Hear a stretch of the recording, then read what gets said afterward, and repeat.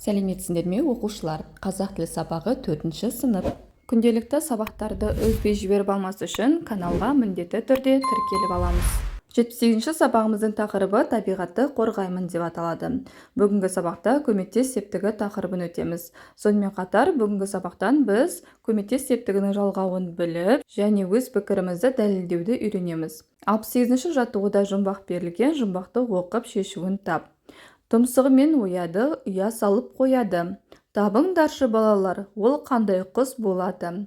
Әрине, оның жауабы тоқылдақ. Енді төмендегі тапсырмаға назар аударамыз. Қарамен жазылған сөзге сұрақ қой, бұл қай септіктің сұрағы дейді. Бізде жұмбақтағы қарамен жазылған сөз тұмсығымен деген сөз, иә?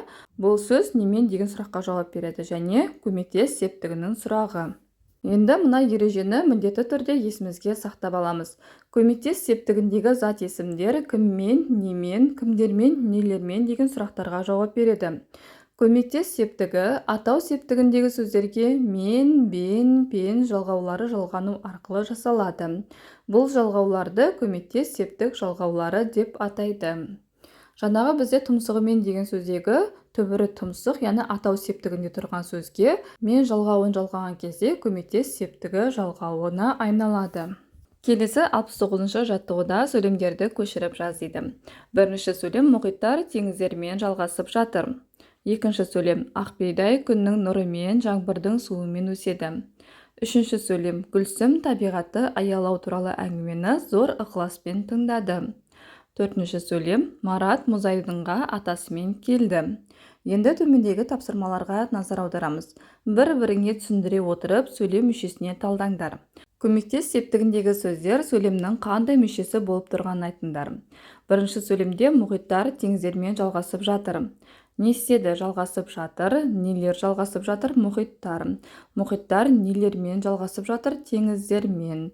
Бұл жерде жалғасып жатыр деген баяндауыш қызметінде, нелер мұхиттар бастауыш қызметінде және нелермен, теңіздермен деген бұл тұрлаусыз мүшеге жатады. Келесі екінші сөйлемде ақбидай күннің нұрымен, жаңбырдың суымен өседі. Не істейді? Өседі. Бұл баяндауыш қызметінде. Не өседі? Ақбидай өседі. Ақбидай деген сөз бастауыш қызметінде. Ақбидай немен өседі? Күннің нұрымен өседі және жаңбырдың суымен өседі.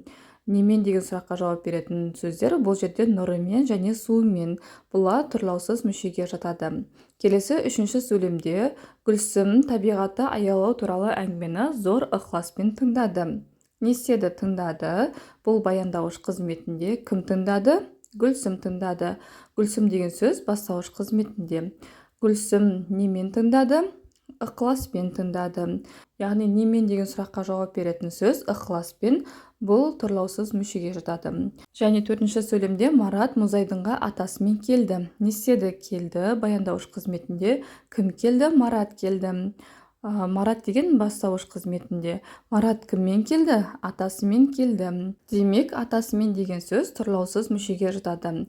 Енді бізде сөйлемде көмектес септіктегі сөздер теңіздермен, нұрымен, суымен, ықыласпен және атасымен деген сөздер. Бұл сөздер сөйлемнің тұрлаусыз мүшесі болып тұр. Келесі 70-ші жаттығуда мәтін берілген, мәтінді түсініп оқы дейді.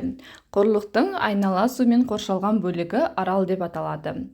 Бір-біріне жақын жатқан аралдар тобы аралдар шоғырын құрайды. Оны топ арал дейді. Теңіз толқындары жүздеген жыл бойы жағаны шайып бұзады. Одан құрлықтың белгілі бір өңірін бөледі. Әуелі әлгі жер бөлігі құрлықпен жіңішке мойнақ арқылы жалғасып жатады да түбек деп аталады. Бірте-бірте мойнақты су бұзғаннан кейін арал пайда болады. Бұл мәтін ол кім? Бұл не кітабынан алынды. Енді мәтінге ат қой дейді. Мәтіннің тақырыбын арал деп қойсақ болады, иә? Келесі сұрақ, көмектес септігінде тұрған сөздерді тауып, өз пікіріңді сызбаны пайдаланып дәлелде дейді. Бізде мәтінде көмектес септігіндегі сөздер сумен және құрлықпен деген сөздер. Себебі немен деген сұраққа жауап береді және келесі сызба арқылы дәлелдейтін боламыз. Сумен, құрлықпен бұл көмектес септігіндегі сөздер. Себебі немен деген сұраққа жауап беріп тұр. Көмектес септігінің мен деген жалғауы жалғанып, сөйлемде тұрлаусыз мүшенің қызметін атқарып тұр. Әрі қарай жалғастырамыз. 71-ші жаттығуда ұйқасына лайық сөзді қойып өлеңді көшіріп жаз дейді. Бірінші өлең тұмсығымен шымшып, құрт дереді шымшық. Екінші өлең сылдыр қағып, таудан құлап жатыр ағып, мөлдір бұлақ. Бұл өлеңдердің авторы Әли Ысқабаев. Енді төмендегі тапсырмаларға назар аударайық. Шығыс, көмектес септіктеріндегі сөздерді тап дейді. Өлеңде шығыс және көмектес септігіндегі сөздер, олар тұмсығымен және таудан деген сөздер. Енді осы табылған сөздерді сөз құрамына қарай талдаймыз. Сонда не байқадың дейді. Бізде көмектес септігінде тұрған сөз ол тұмсығымен деген. Тұмсық сөзі атау септігінде тұрған, және мен жалғауы бұл көмектес септігінің жалғауы, және бұл немен деген сұраққа жауап береді.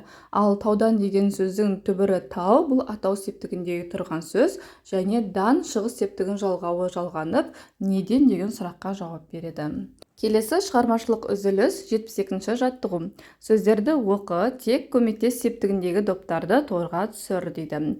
Бірінші доп қылқаламен, екінші теңізшіде, үшінші допта тағада деген сөз жазылған, төртінші допта кітаппен, бесінші допта еңбекті деген сөз жазылған, және алтыншы допта құрлықтың, одан кейін таудан және шымшық деген сөздер жазылған. Бұл жерде көмектес септігіндегі тұрған доптар ол қылқаламмен және кітаппен деген. Себебі немен деген сұраққа жауап береді, және мен, пен деген осы көмектес септігінің жалғаулары. Осы екі допты алып торға түсіреміз. 73-ші жаттығу. Жағдаяттан шығып көр. Жаздың бір шуақты күнінде Асқар мен Болат көл жағасына демалуға барды. Олар суға шомылып, күнге қыздырынды. Өздерімен бірге әкелген қарбыздарын жеді. Қарындары тойған балалар қарбыздың қабықтарын суға лақтырып ойнады.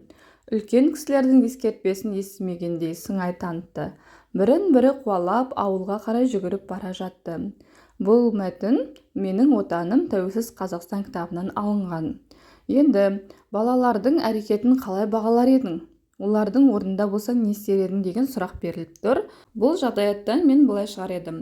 Балалардың іс-әрекеті әрине дұрыс болмады. Егер де мен олардың орнында болсам, тазалықты сақтар едім. Себебі табиғатты, қоршаған ортаны таза ұстау өзімізде. Қарбызбен ойнаудан басқа ойындармен ойнар едім.